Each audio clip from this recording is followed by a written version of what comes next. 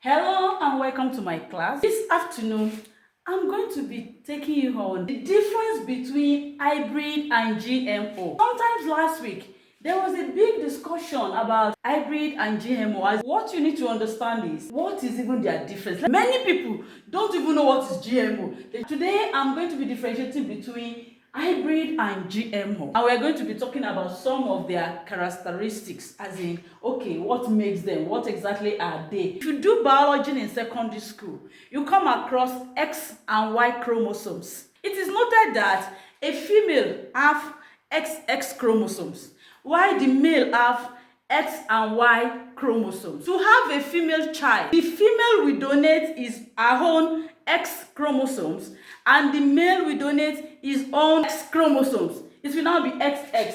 Let me try to illustrate it somewhere, even though my board is already filled up. Look, let's say this is, I hope you can see my board. This is a male M that have X and Y chromosomes. And then this is a female F that have X and X chromosomes. So to have a female child, once a male, this man right here donate his own X. This woman here donate his own X. So what they will have is XX, which is a female child. If the man, during copulation, if the man donates his own Y and the woman donates her own X, so what they have is now another XY. It means this is a male child.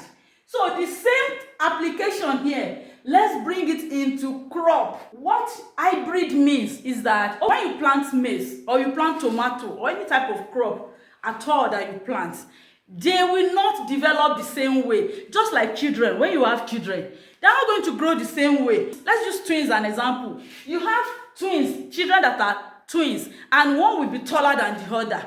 You have twins, one will be lighter than the other. Despite that they come from the same womb, even identical twins, somehow they still have something you can use to differentiate them. So it obviously means plants also don't grow the same way. There are things that differentiate them. So let's look at this.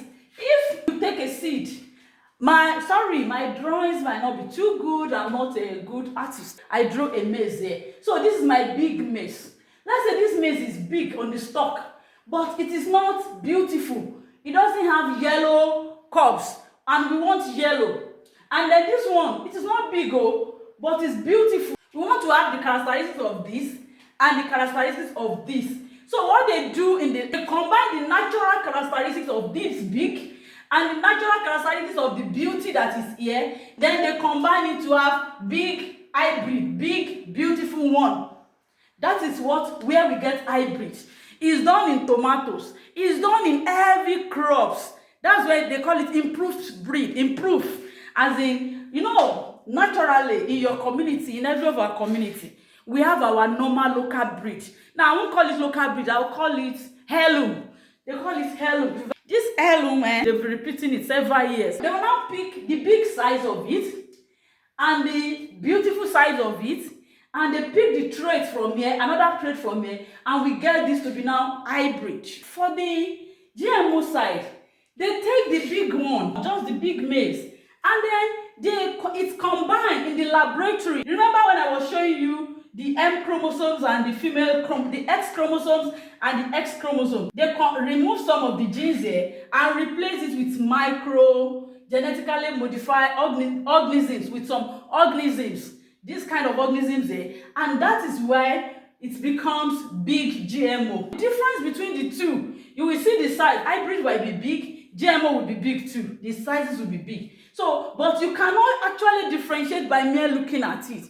In developed country, it is compulsory for them to label GMO. Anything, any food, any stuff that is produced with GMO product, it is mandatory to label it. You must put it there that it is produced with GMO corn or GMO maize, GMO cassava or GMO beans or whatever is made with GMO. It is mandatory for them to do that. So we are going to be talking about the characteristic of GMO plants. Now, we can see the characteristics. We want to know what makes the difference between hybrid and GMO. I know you will have a lot of questions, and wherever you see this video, please ask your questions under so that I'll be able to pick the questions and use it as a topic in another class so that you understand it better. Cross-pollination in hybrid. Hybrids are naturally cross-pollinated, like I explained. You take care, you yourself, you can do hybrid. Most times I'm always saying that we don't have seed breeders in Nigeria. How did they do hybrid? I can decide if I know I want to crossbreed these two, 1 and 2. If I want to crossbreed them, it means I'm going to take seed here, I'm going to take seed there and plant them under control system. The control system means in a greenhouse, because if you plant them in an open space, there's possibility that natural occurrence will affect them. So they'll plant it in a greenhouse. They'll plant this seed, they'll plant this seed. Then they will now cross-pollinate. What is cross-pollination? In cross-pollination, you take this one during flowering. You know, plant reproduction is flowering when they are producing flower. So the cross-pollination, you plant them in a covered place so that there will not be external pollination outside. So that when it's time for flowering, you now start moving the pollen. There's a pollen from the female to the anther of the male. So you cross-pollinate the pollen and the anthers. And by the time they produce fruit, just like this one, this what I taught you here about my reproduction here, the male and the female chromosomes. In GMO, it is laboratory based. You cannot do GMO, it's not natural cross-pollination. They'll take it into the lab. Look at the diagrams I put here. Take it to the lab in such a way that they will have to genetically modify it. I won't be able to explain how they structured it because I'm that your farmer that know about just cross-pollination and other pollination. They will genetically remove one genes and fix another one so that this plant now, it will be resistant to pests. This one, pests will still affect it. The hybrid, pests can still affect the hybrid. But for the big GMO, pests cannot affect it. It will be able to control its own pest. Some they develop so that they'll be able to control their own water, as in they will not be able to, they can survive drought. Some they control there's a way they genetically modify. But this one, pests can still control it. The only thing they did here is for you to have better features. But this one is resistant to many things.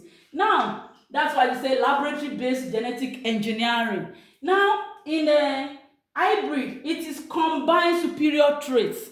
You remember that I said this one is short. We don't want the short stature. We want tall stature. So we will not use the short stature. We don't want you don't understand. So it's combined superior traits. In GMO, new traits not possible through natural breeding. It is not natural breeding. Like I said, it's genetically modified. And that's where the name comes from. Genetically modified organisms. Now, in this one is natural process, while this one is genetically modified. In hybrid, seed can be replanted. If you take your seed in hybrid, any seed here, you can remove it and replant it the next year. It's just the only disadvantage you will have there is that, now you are not putting it under control environment again. So when you replant it, it's not going to be as big as this again. It will relate with pests, with wind and everything. But if you take it again and still put it under your control system, as in you don't allow any cross-pollination or other thing, it will still give you big hybrid. That's why whenever we buy hybrid seed and we plant it 1 year, most of us, me and some of us, we extract the seed and use it another year. Sometimes we are lucky, but it will not be as big as the first year. But sometimes we are lucky we have big ones. But even the shape will change. Sometimes the color will change because it has related in the open, or like when they combine it in the natural. For GMO, seed cannot be replanted. If you plant it, it will not germinate again. As in, if you harvest and extract the seed to go and plant, it will not germinate again. It will not produce for you again. So this is the difference between GMO and hybrid. And like I said, if you have any question, As soon as you come across this video, put your question on the net. And yes, I'll check it and I'll be able to respond to it in another class. You can also help to share this if it is beneficial to you. Please share with your friends and families so that they can follow to learn from my page regularly, my YouTube, my Facebook, so that they can learn from it regularly.